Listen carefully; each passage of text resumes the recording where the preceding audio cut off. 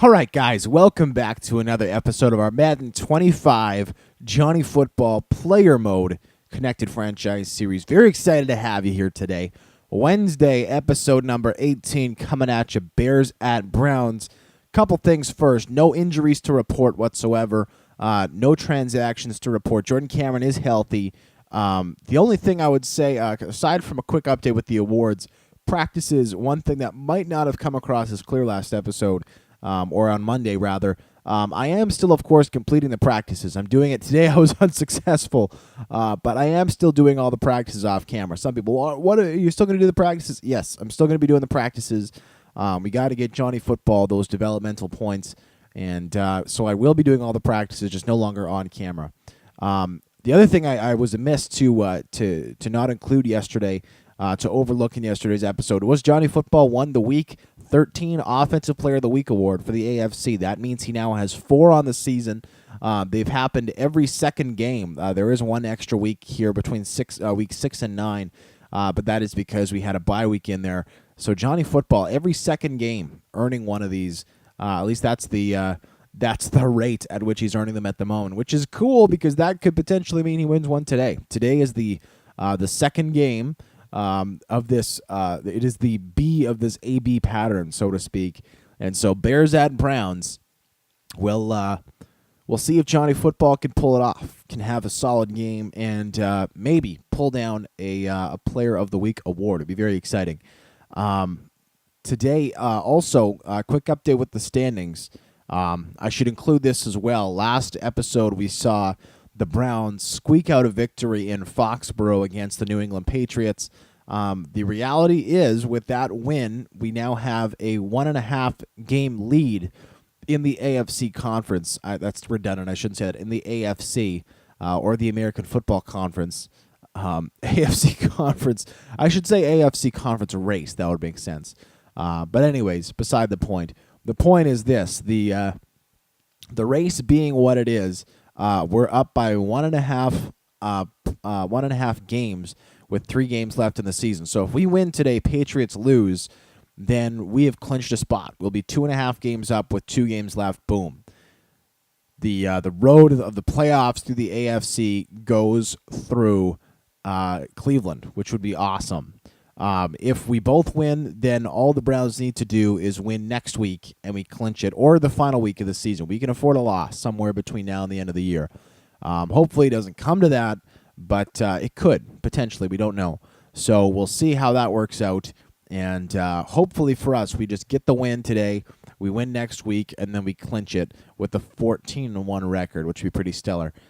So here we go. The Bears offense comes out, goes 3-and-out.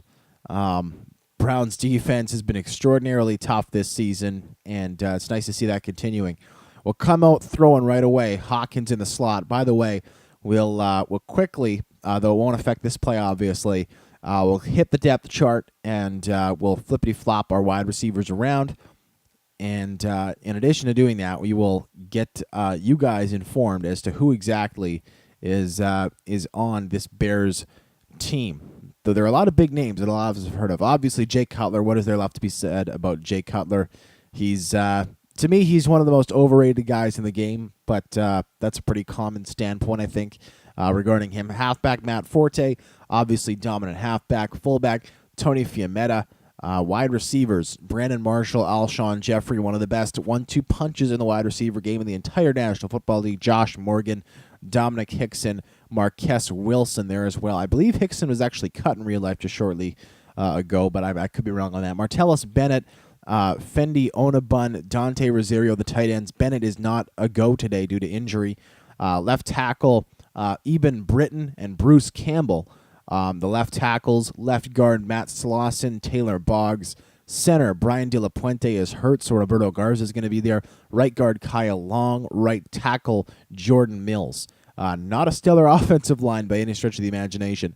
Left end, Lamar Houston coming over in free agency from the Oakland Raiders. Right end, Jared Allen coming over in free agency from the Minnesota Vikings. Defensive tackles, Will Sutton and Ego Ferguson, rookie, will get into the game. Left outside linebacker, Lance Briggs, future Hall of Famer. Middle linebacker, DJ Williams. Larry Grant will get in there as well. Right outside linebacker, Jordan Sen. doing his thing. Corners, Charles Peanut Tillman, Tim Jennings, two huge veterans who have been in Chicago forever. Kyle Fuller, Sherrick McManus there as well. Free safety, Chris Connie. Strong safety, Craig Stelz. Kicker, Robbie Gould. Punter, Drew Butler. Return man today is going to be Hickson for both the kicks and punts. So that is your Bears team. A bit of a bizarre team, to be perfectly honest, when it comes to the way it's set up. A ton of big names. By the way, Andrew Hawkins breaks that one around the left-hand side for 23 yards. That's stellar. But as I was going to say, some huge stars between certainly the defensive side of the ball. Houston, Allen, Briggs, Tillman, Jennings, absolutely phenomenal players. And then on the offensive side of the ball, you got guys like Jeffrey. You got guys like Marshall. Oh, yes, beauty. In the slot, Gordon brings that one in. 23-yard pass, two of those back-to-back, gets us immediately down to the 22-yard line of these Bears. As I was saying, so just a ton of stars, Forte, etc. But then when it comes down to the just your football fundamentals, how much can your defensive tackle stuff the run? How capable of your offensive line, or how capable is your offensive line of protecting the quarterback? Can your safeties drop back in a zone and make a play? The reality is these Bears come really, really short. They seem to have a whole bunch of stars who make a whole bunch of money, and then everybody beyond them is just, kind of no offense to them, but just not very talented. Just really not pros in that way. Maybe the Bears will be successful on the field this season, but I just feel like they don't have enough fundamental players. It's not my style of team. I'll just say that. Jordan Cameron, he keeps his feet in bounds, falls out of the 3-yard line. First and goal from the 3-yard line coming up for these Browns, which is very exciting. As I was saying, though, yeah, my style of football, you guys know it. You guys have seen the teams I've built. It starts with the offensive line. It starts with having an elite-level quarterback as well. And the reality is after that, the pieces kind of fall into place. You got to be able to stuff the run, have a solid, absolutely solid one or two defensive tackles. Having a shutdown corner is important, and they do have that. But, the fundamentals are weak. Dion Lewis into the end zone for the score. Gorgeous run. He does bounce that one back, as he is guilty of doing too often. However, that one, he bounces back to great effect. Very nice. And the Browns come out, and wow, they go 3-and-out again. That one, that last play, a drop by Brandon Marshall, who's supposed to be their top receiver. Up by 7 zip, 3:13 left in the first quarter. We'll certainly take that. We'll take that. Santonio Holmes wide open on the double move corner. He's off to the races up the sideline, brought down eventually, but a 42-yard gain in the meantime. I don't think that was Lance Briggs coming over to make that play, but certainly that would have been Jennings or Tillman in coverage there, one of those two cats, and Holmes just burns them with his speed. Lewis goes around the right-hand side, loses his footing. Would have been awesome if he could have stayed upright, because he might have had even a touchdown on that play if he managed to break it properly. Unfortunately, he wasn't able to. But no worries. We still get a nice 3-yard gain out of it. It's decent. And on to the next play. And wide open in front of the safety. They go 3 deep across the end zone, undercut by Gordon. Touchdown, Browns. This offense is picking up where it left off. And certainly it has become one of the most explosive offenses in the entire National Football League. And we are taking it to the frickin' Bears at the moment. My goodness. Bears, another 3-and-out. Wow. Did not see this coming, to be perfectly honest. The Bears' offense, again, as much as I've bashed their offensive line, they have about as much talent. Granted, Bennett is hurt, which really does not do them any favors. But between Marshall and Jeffrey and Forte, they have some of the most explosive guys on any roster in the entire National Football League. Lewis, does he manage to stay in bounds? He does. Wow. Nice reception. Manziel rolling out there, and very nice reception for Lewis. We'll go ahead here on 3rd and 2. Hopefully we get some pressure. The Bears have these two wonderful defensive ends in Houston and Allen.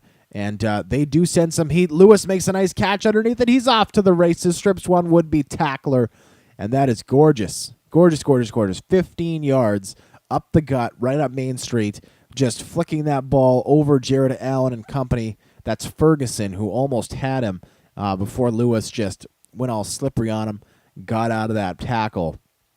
So that's excellent. Excellent start to this game. Holy smokes. Up 14-0 with the football.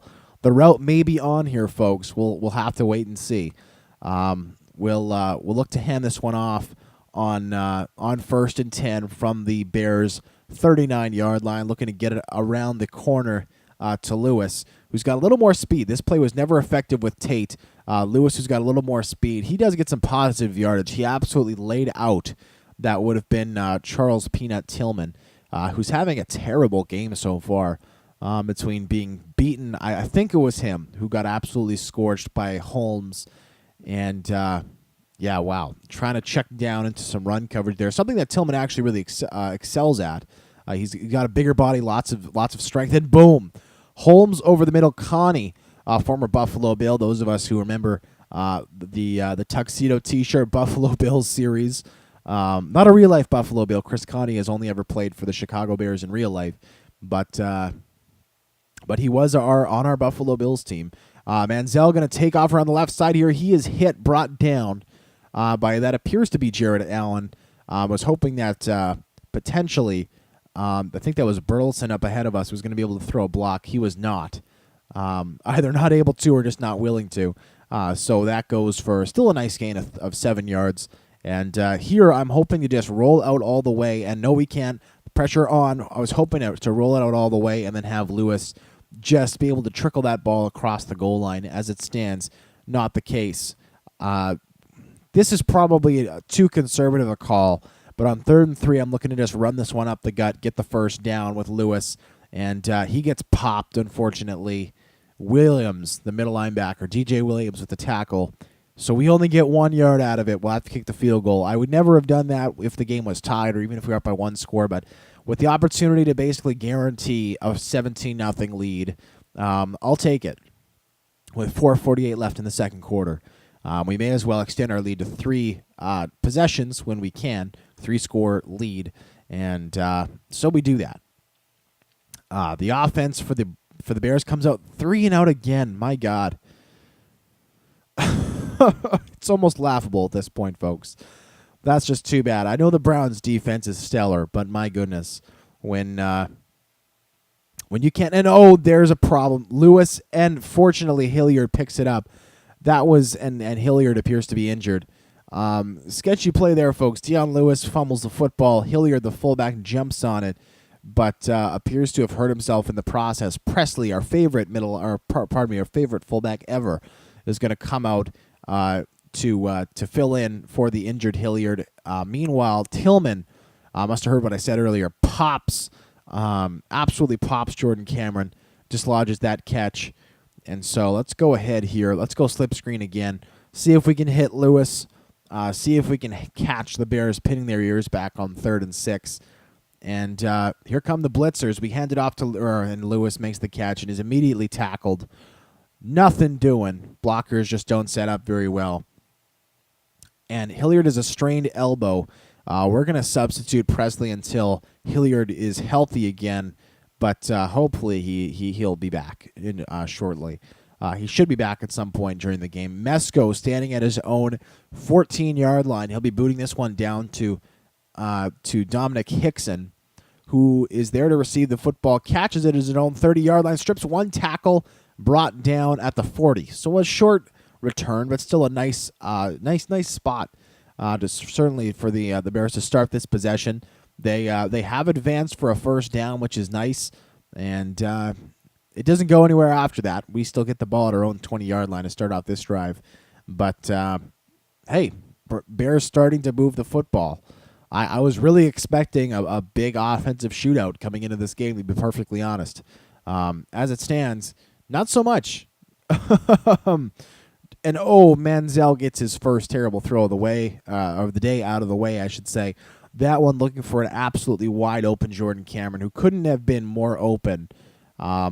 Instead, we go ahead to 2nd and 10 We'll go to the shotgun.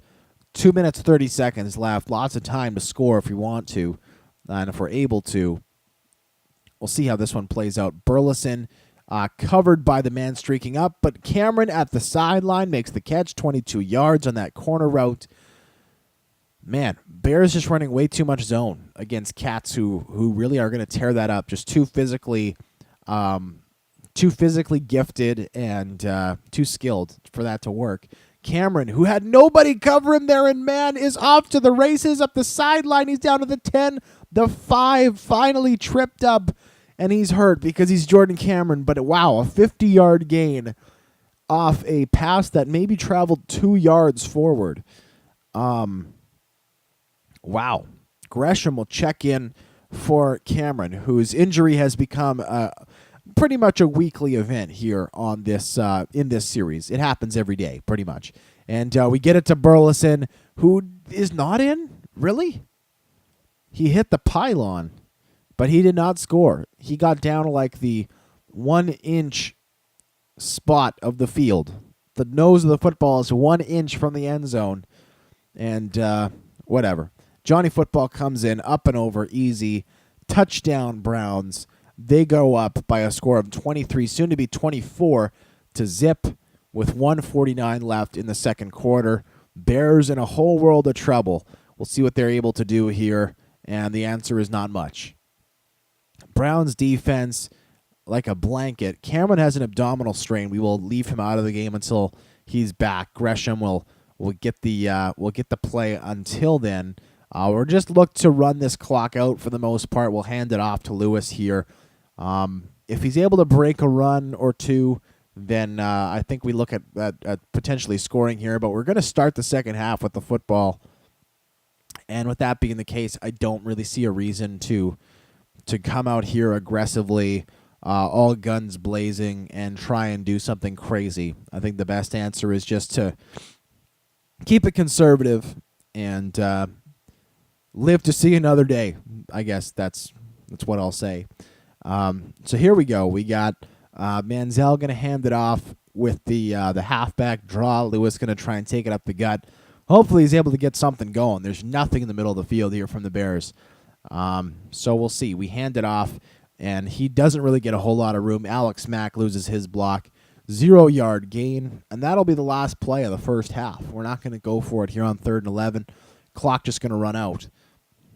We'll call a play just to try and get the clock headed down. It doesn't go. We might wait until the last second and then throw the football up just to see what Josh Gordon can do. May as well try and throw the Hail Mary, I suppose, if he's open. If not, we can just throw it away with zeros left on the clock. But yeah, aside from that, not really anything to worry about. We'll wait for the clock to roll down. It's at 7 seconds, 6, 5, running. We'll snap it with about 2 seconds left. Here we go. We snap it.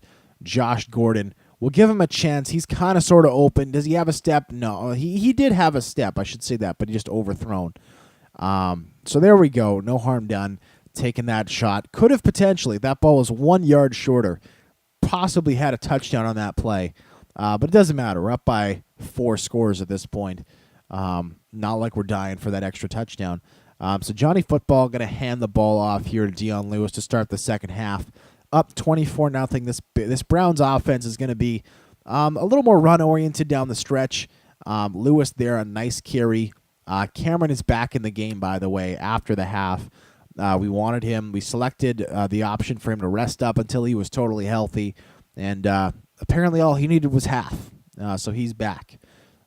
Cameron has had one serious injury this year, but his little moment outside of the game has been a weekly event. Lewis, wow. What a couple moves Lewis had there. He looked dead behind the line of scrimmage on that reception. Broke 2 tackles, got the first down, which is excellent. We'll look to hand it off to him again. As I was saying, just keep this run-oriented or at least short pass-oriented, and that way we can control the clock, grind the time away. Connie with the tackle there. Never a good sign when you're a defense for your free safety to have 6 tackles at basically what is essentially the halfway point of the game. Never a good thing. Always want them to have very few tackles, pretty much regardless of scheme. Jared Allen takes down Lewis for a gain of just 2 yards. And so with 3rd and 4 coming up, Lewis is going to head off for a play. West will check in, which is perfectly acceptable. Manziel going to roll out, make the quick toss to Cameron, who makes the catch, turns it up. He does go out of bounds. I was hoping he'd stay in bounds to keep the clock running. But that's okay, not the end of the world. Lewis still out of the game, so West is going to get a carry. Actually, the clock is running, which is nice. Working it down. We've already killed almost 3 minutes on this drive alone. We hand it off to West. He goes up inside. Nice carry. 7 yards, and there's an injury report, not us. That is going to be the defensive tackle of these Chicago Bears. And so if anything, that's just motivation to keep running up the gut. Lewis checks back into the game. Again, as you guys know, I diversify my passing plays a lot. I diverse my running plays a very small amount. I saw an interesting article just a little while ago. I forget which defensive coordinator it was, but somebody had just played the Philadelphia Eagles, and the defensive coordinator, like, the game was ridiculous. The Eagles had something like 220 rushing yards off 30 carries and just absolutely destroyed this defense, scoring 3 or 4 touchdowns, something crazy. And the defensive coordinator after the game said, in all honesty, the Eagles run 5 rushing plays out of 5 different formations, and that is it.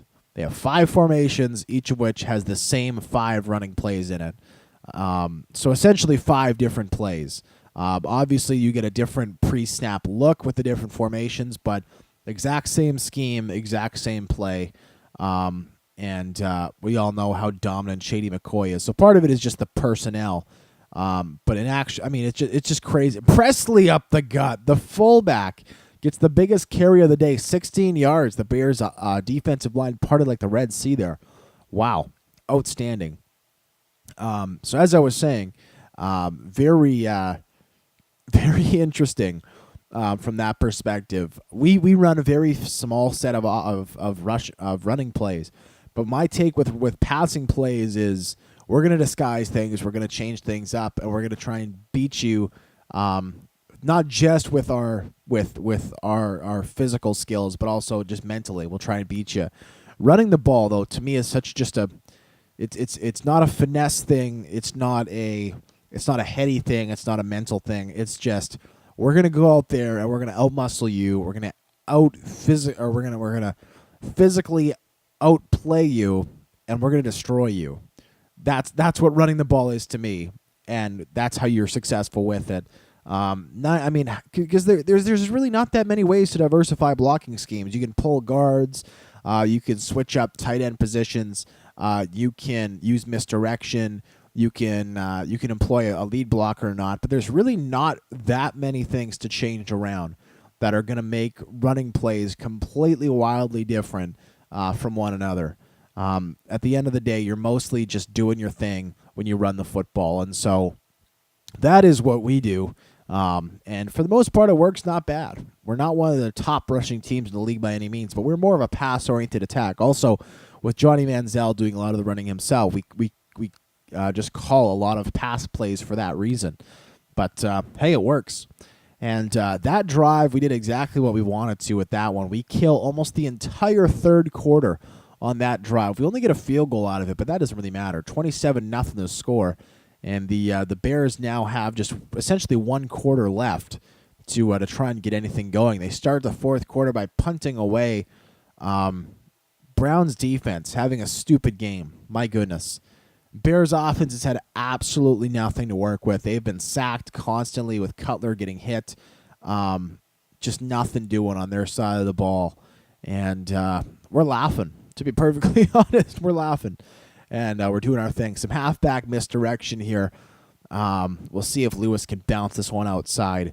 Barnage and Cameron both blocking on that side of the field. Lewis does get some room outside. He does cut it outside. Very nice. Knocked out of bounds, but not before he gets 11 yards up the right-hand side of the field. Connie, another tackle, with him knocking Lewis out of bounds there. Lewis getting the ball again. He hasn't broken, though, he hasn't blown my mind, I'll say that, Lewis, since he came in and started picking up the slack for the injured Ben Tate. However, with that being said, Certainly, he's been at least as good as Tate has been this season. I don't think he's necessarily, at least as of yet, jumped up and stolen the starting position from Tate. I still think that when Tate is healthy, as of now, he will be the starting running back of this squad again. However, Lewis doing some really nice things. There he tries to go out and around. Houston makes the tackle, and so on 3rd and 8, we'll have to find something to call. I'm thinking just a screen pass. We've gone back to the screen multiple times today, but this is the perfect moment for a screen. Just trying to keep the clock running, hoping to catch the Bears in a blitz. And they don't blitz. They show blitz. They don't do it. And we throw the ball. It's knocked down. Manziel got rocked. But that doesn't matter. Does stop the clock, but we can punt. It's no problem. Up by 27 points with 4:46 left against an offense that I think has one first down all day. Not to mention the Browns' defense is going to be one of the most well-rested defenses, I think, in the history of the National Football League. Mesco misses the coffin corner, so that'll come out to the 20-yard line. But the Browns' defense has played 3 snaps in the second half, so they're going to be very well-rested. Mind you, the Bears have come out. They are slinging the football left, right, and center, and the drive ends in a field goal. They kick. Oh my God! They kicked a field goal from the 2-yard line. So the goal of a shutout, if that was the goal, is over. Browns not poised to get a shutout any longer, but still a very, very nice game from the defensive side of the football for them. Browns come out with amazing field position at the 46-yard line of the Bears. Must have been a great return. We'll see that in the stats later. But we're just looking to run this one up the gut. Very conservative. Just killing time for the most part. Just getting this clock down. If we snap this ball with sub 2:40 left in the game, we should get this clock to the 2-minute warning. Following this play, whatever happens on it, Lewis going to be blocking. Hilliard back in the game is going to be the lead blocker for Lewis on this one. They go around the right-hand side, and unfortunately, David Joseph got beat there by Sutton, who made a nice tackle, nice play by the defensive end. We'll call a play just to get the clock winding down, but this is going to get us to the 2-minute warning. And if we get a first down, I imagine this game could very well be done. I don't see the Bears calling their timeouts down at the moment by a minimum of 3 scores. They're down by 3 2-point converted touchdowns at the moment.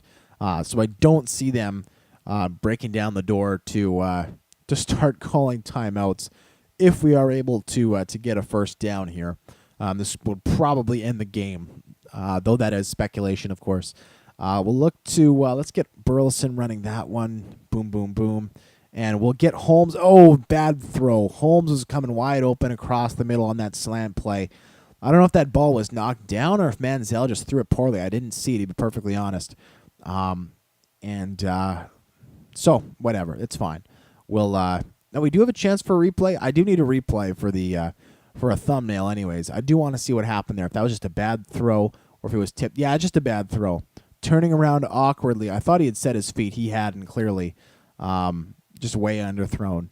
We'll still get that as our thumbnail. We may as well, even if it was a bad pass.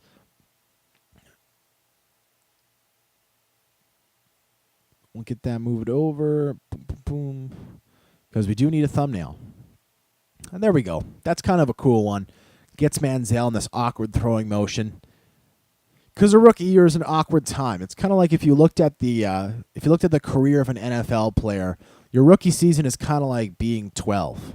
It's kind of like you're right when you're just like prepubescent, and then as your rookie season goes on, you hit puberty, and it's super awkward and weird, and you don't know what's going. Actually, no, I would say your rookie season would be more like when you're a little kid, and everything you do is cute and funny, even if it sucks. You can be like the worst rookie in the NFL, but if you're a high draft pick and you're charismatic, everyone in that city is going to be like, oh, he's a future Hall of Famer. He's so good. Doesn't matter at all what you actually do. You're just, everyone's favorite player. And then your sophomore season, your second year is kind of like your puberty year. It's just you're super awkward, and if you're not any good, then people are pissed off. They're like, screw him, he's a draft bust. He should be good by now. He's a second-year pro. And then after that, that's kind of like your adult years. Some people fail, some people succeed, and that's that. That's my little metaphor. This is Football Metaphors with Tux.